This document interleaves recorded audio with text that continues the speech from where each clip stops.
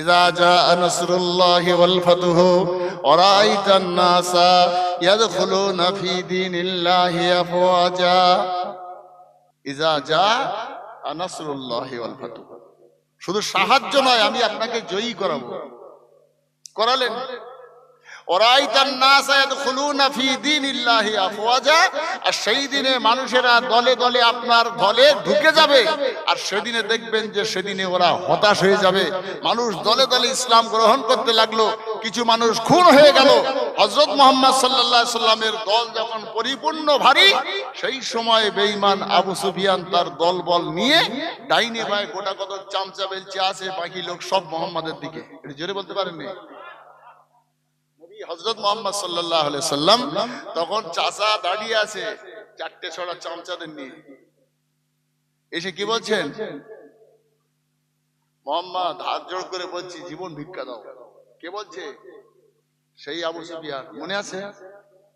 যে রাত্রে মার্ডার করবে, ঘর ঘিরে ফেললো, যে লোকটা সেদিনে সুলহ হুদাইবিয়া করে ফের তাড়িয়ে দিল, সেই আবু সুফিয়ান মুহাম্মদুর রাসূলুল্লাহ সাল্লাল্লাহু আলাইহি সাল্লামের কাছে হাত জোড় করছেন, মুহাম্মদ জীবন ভিক্ষা দাও।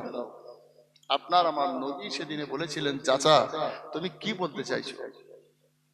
সবকটা তো বডি ওয়ারেন্ট, এসব দেখলেই শুট করে দেওয়ার কথা। ওমর বলতেছে দেই, তো বলছে না দাঁড়াও, সবকটা দেবে খাস খাস করে কেটে, এটাই হিসাব। আবু সুফিয়ান চাবিটা দিয়ে বলছে, মুহাম্মদ এই নাও কাবার চাবি, তোমার বড় শখ ছিল মক্কার লিডার হবে, মক্কার নেতা হবে, তাই চাবিটা তোমার দিয়ে দিলাম, বাবা আমাকে জীবন ভিক্ষা দাও, আমার মেরে ফেলো না। নবী চাবিটা নিয়ে কি বলেছিলেন সেদিনে? আপনার আমার নবী বললেন, ও চাচা চাবির জন্য লড়াই নয়, মাতব্বরির জন্য লড়াই নয়। ও চাচা চাবিটা না দিয়ে আসমানের চাঁদ আমার ডান হাতে তুলে দিতে, বাম হাতে যদি সূর্যটা দিতে, আমি মুহাম্মদ তাদের খুশি হতাম না। বরং চাচা শুনে নাও, তুমি যদি পরকালের ভাবনাটা ভেবে একবার কলেমা শরীফটা পড়ে নিতে, আমি মুহাম্মদ বেশি খুশি হতাম। আবু সুফিয়ানের মনটা কেঁপে গেল, এত বড় জালিম অত্যাচারী, আর আমার মতো লোককে এখনো বলছে বেহেশতে নিয়ে যাবে মুহাম্মদ। দেরি না করে হাতটা ধরে বলছেন, বাবা দাও কলেমা পড়ি। এটি জোরে বলেন, মুসলমান হলো। আবু সুফিয়ান হাত ছাড়ে না, রাসূলুল্লাহর হাত ধরে আছে। বিশ্বনবী চাবিটা হাতে দিয়ে বলছেন, চাচা এই নাও তুমি চাবি। তখন কাবা শরীফ খুলতে, দেবদেবীর পুজো করতে, এই কাবা খোলার পরে কাবার সামনে ব্যভিচারী করতে, এই কাবা শরীফের উৎসবে মেলায় তুমি মদের ঠেক বসাতে, তুমি জুয়ার আসর বসাতে। চাচা আজকে তুমি ঈমান এনেছো, তুমি কাবার চাবিটা নিয়ে রাখো, এই কাবা তুমি পরিচালনা করবে, এখানেই তুমি আজান দেওয়াবে, এখানেই তুমি নামাজ পড়াবে।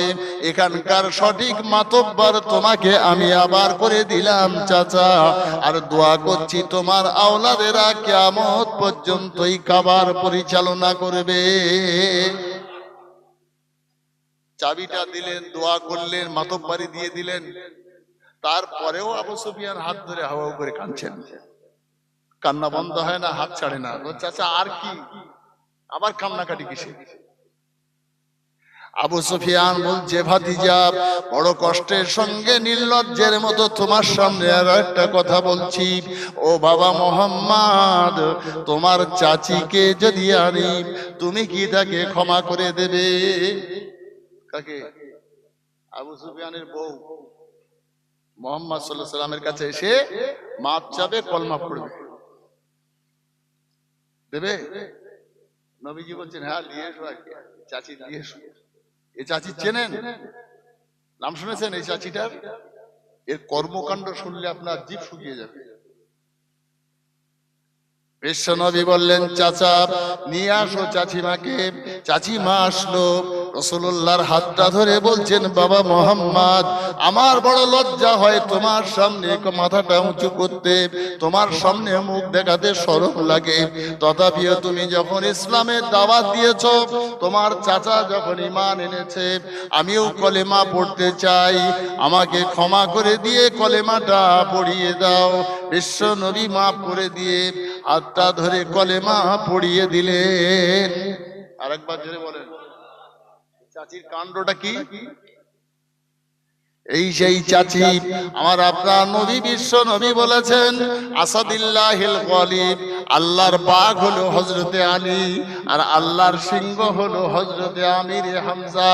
বিশ্ব নবীর নিজের চারজন চাচা, তার মধ্যে একজনের নাম হামজা, অর্থাৎ এক দাদির পেটে যে চারটে ছেলে হয়, আব্দুল্লাহ রাসূলুল্লাহর বাপ হযরতে হামজা, হযরতে আব্বাস আর আবু লাহাব আর আবু তালিব। বিশ্ব নবীর বাপকে নিয়ে এই পাঁচটা ছেলের মা একটা, বুঝতে পারলেন?